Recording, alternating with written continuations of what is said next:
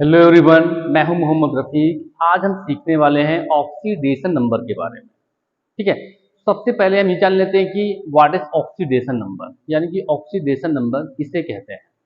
तो ध्यान दीजिएगा, oxidation number also called oxidation state, the total number of electrons that an atom either gains or loses in order to form a chemical bond with another atom is called oxidation number। यानी कि कोई भी atom किसी दूसरे atom से chemical bond बनाने के दौरान जितने इलेक्ट्रॉन को गेन करता है या फिर जितने इलेक्ट्रॉन को लॉस करता है, उसी को हम क्या बोलते हैं, ऑक्सीडेशन नंबर। यानी कि जब भी दो एटम आपस में केमिकल बॉन्ड की फॉर्मिंग करते हैं, तो एक एटम जितने भी इलेक्ट्रॉन लॉस करता है या फिर गेन करता है, उसी को हम क्या बोलते हैं, ऑक्सीडेशन नंबर। ठीक है। अब हम बात करने वाले हैं कि ऑक्सीडेशन नंबर को हम कैसे फाइंड करेंगे। इसके लिए कुछ रूल हैं। आइए पहले हम रूल के बारे में बात करते हैं। ओके, तो ध्यान रखिएगा, इसके लिए कुछ रूल्स हैं और वो रूल क्या क्या है उसको देखिएगा।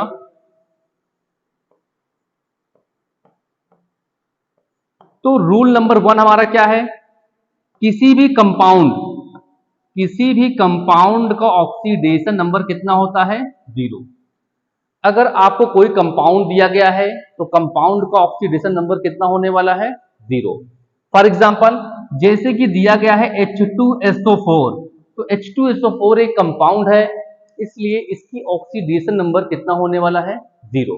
कितना हो जाएगा, 0। अगर हम बात करें हाइड्रोक्लोरिक एसिड की, तो इसका भी 0। अगर हम HNO3 के बारे में बात करें तो इसका भी ऑक्सीडेशन नंबर कितना होगा, 0। यानी कि अगर आप कोई भी कंपाउंड, किसी भी कंपाउंड के बारे में बात करेंगे तो उस कंपाउंड की ऑक्सीडेशन नंबर कितनी होगी, 0।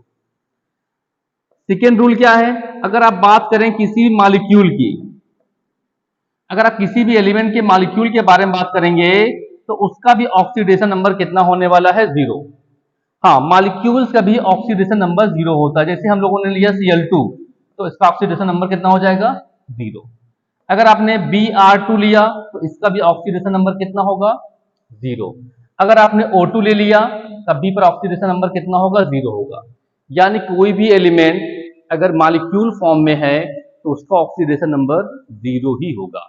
ओके, अब हम लोग बात करने वाले हैं रूल नंबर 3 की।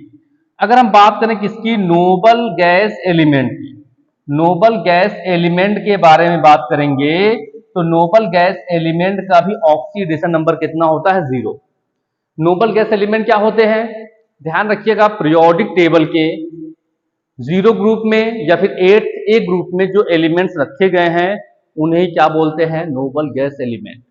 इसमें कौन कौन आने वाले हैं, आपका हीलियम है, neon, argon, krypton, xenon and radon. ध्यान रखिएगा, ये जो एलिमेंट्स हैं इनका अगर आप इलेक्ट्रॉनिक कॉन्फ़िगरेशन करते हैं तो क्या मिलता है कि लास्ट सेल में इलेक्ट्रॉन कितने आते हैं, 8, हीलियम को छोड़ करके। ध्यान रखिएगा, हीलियम का एटॉमिक नंबर 2 होता है, इसका 10, इसका 18 और इसका कितना हो जाएगा, 36, इसका 54 और इसका हो जाएगा 86। कॉन्फ़िगरेशन करेंगे तो इसके लास्ट इलेक्ट्रॉन 2 आता है, इसमें 2 और 8, इसमें 8 आएगा, यहाँ 2 8 8 हो जाएगा, यहाँ पर 2 8 18 और ये फिर 8 हो जाएगा। इसका करेंगे तो 2 8 18 18 और फिर 8 होगा। इसका करेंगे तो 2 8 18 32 18 एंड 8। आप देख पा रहे हैं कि जितने भी एलिमेंट्स इसमें रखे गए हैं सभी का ऑक्टेट कंप्लीट है। और आप देख पा रहे हैं हीलियम के लास्ट में इलेक्ट्रॉन कितना आता है, 2 आता है। तो होता क्या है कि पीरियोडिक टेबल में जितने भी एलिमेंट्स हैं सभी के लास्ट में जब तक इलेक्ट्रॉन 8 नहीं होता है तब तक वो स्टेबिलिटी अचीव नहीं करते। लेकिन हीलियम और हाइड्रोजन के साथ अलग है, हीलियम और हाइड्रोजन के लास्ट में अगर इलेक्ट्रॉन 2 हो जाता है तब भी पर वो स्टेबल हो जाते हैं। ठीक है। अब क्योंकि ये सभी एलिमेंट स्टेबल हैं, ये किसी दूसरे एलिमेंट के साथ केमिकल बॉन्ड नहीं बनाएंगे, इसलिए इनका ऑक्सीडेशन नंबर क्या होगा, 0। ठीक है। तो आपको पहले ही बताया गया था कि केमिकल बॉन्ड बनाने के दौरान एलिमेंट्स जितने इलेक्ट्रॉन को लेते हैं या फिर देते हैं उसी को हम ऑक्सीडेशन नंबर कहते हैं।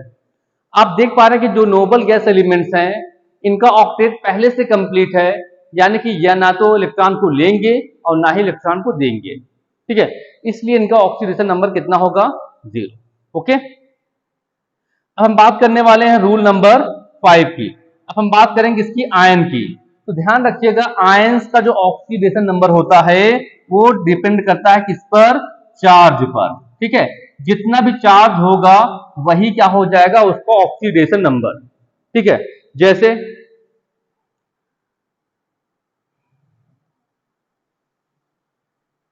अब देखिए हम बात करें किसकी? आयन के बारे में बात करेंगे कि आयंस की ऑक्सीडेशन नंबर कितनी होती है। तो आयंस का ऑक्सीडेशन नंबर किस पे डिपेंड करता है? चार्ज पर।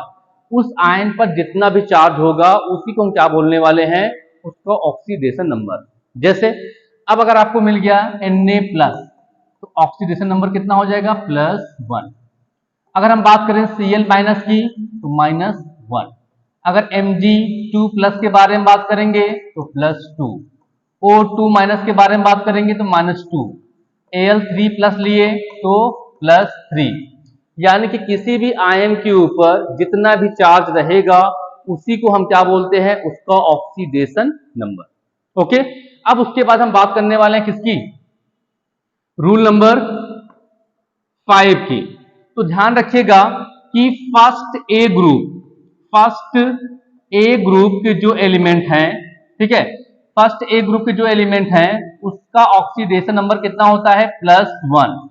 और सेकेंड ए ग्रुप के जो एलिमेंट होते हैं उनका +2। थर्ड ए के कितना?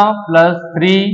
और जो फोर्थ ए के एलिमेंट होते हैं उनकी ऑक्सीडेशन नंबर +4 भी हो सकती है और -4 भी।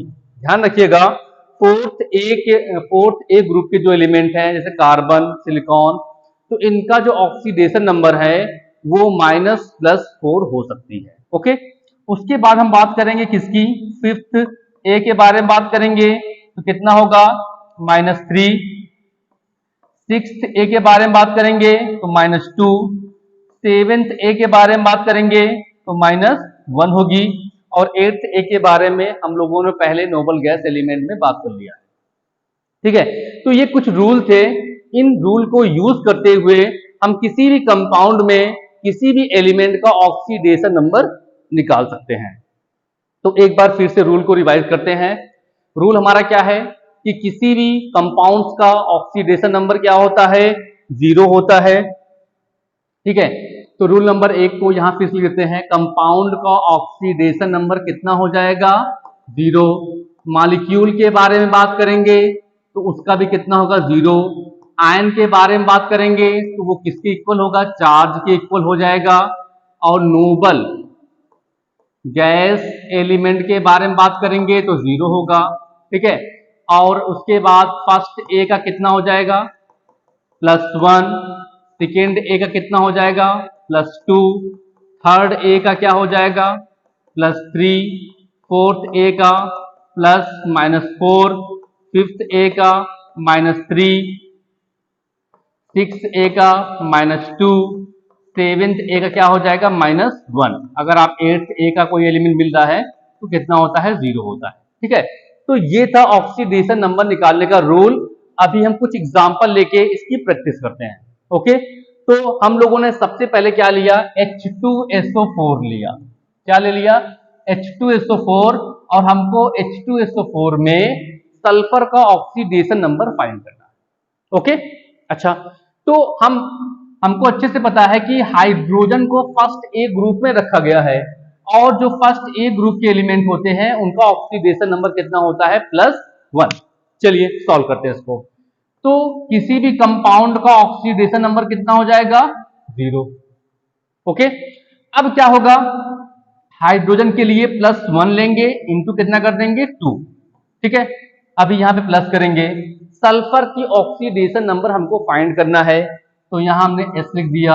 फिर प्लस ऑक्सीजन किसमें आता है? 6th ए ग्रुप में। ऑक्सीजन आपका 6th ए ग्रुप में आता है। तो आप देख पा रहे हैं 6th ए ग्रुप का ऑक्सीडेशन नंबर कितना है? 2, तो कितना हो जाएगा -2 इंटू 4 इज इक्वल कितना 0। ये कितना हो जाएगा +2 plus s minus 8 is equal 0, या फिर s माइनस 6 इज इक्वल 0, या s इज इक्वल कितना हो जाएगा +6। यानी कि H2SO4 के बारे में बात करें तो H2SO4 में सल्फर की ऑक्सीडेशन नंबर कितना है +6। एक और एग्जांपल करेंगे हम, तो हमने यहां पे लिया KMnO4 पोटेशियम परमैंगनेट, ठीक है। तो अभी पोटेशियम परमैंगनेट में आपको Mn की ऑक्सीडेशन नंबर क्या करना है, फाइंड करना है, ठीक है। अच्छा, तो हमें क्या बताया गया है कि किसी भी कंपाउंड का ऑक्सीडेशन नंबर कितना होता है 0। क्यों? क्योंकि यहां पर जो है आपका KMnO4 क्या है, कंपाउंड है, इसलिए इसका भी ऑक्सीडेशन नंबर क्या होगा 0 होगा। तो यहां पर एक क्वेश्चन ये बनता है कि कंपाउंड का ऑक्सीडेशन नंबर 0 क्यों होता है।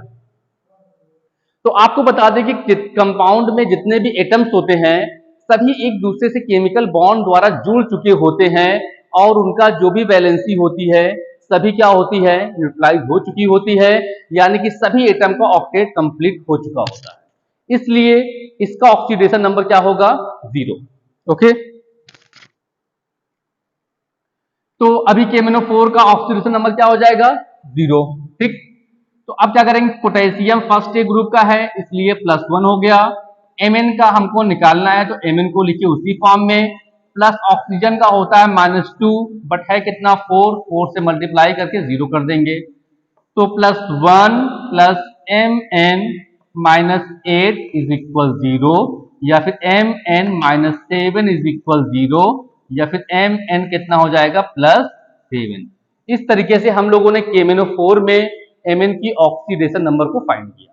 ओके, इस तरीके से हम लोगों ने आज क्या सीखा, ऑक्सीडेशन नंबर किसे कहते हैं और ऑक्सीडेशन नंबर को फाइंड करने का रूल, और यहाँ पे आपको 2 प्रैक्टिस करा दी गई। इस तरीके से आप क्या करेंगे, अपने बुक से और भी क्वेश्चन को सॉल्व करेंगे, कंपाउंड से एलिमेंट का ऑक्सीडेशन नंबर फाइंड करेंगे।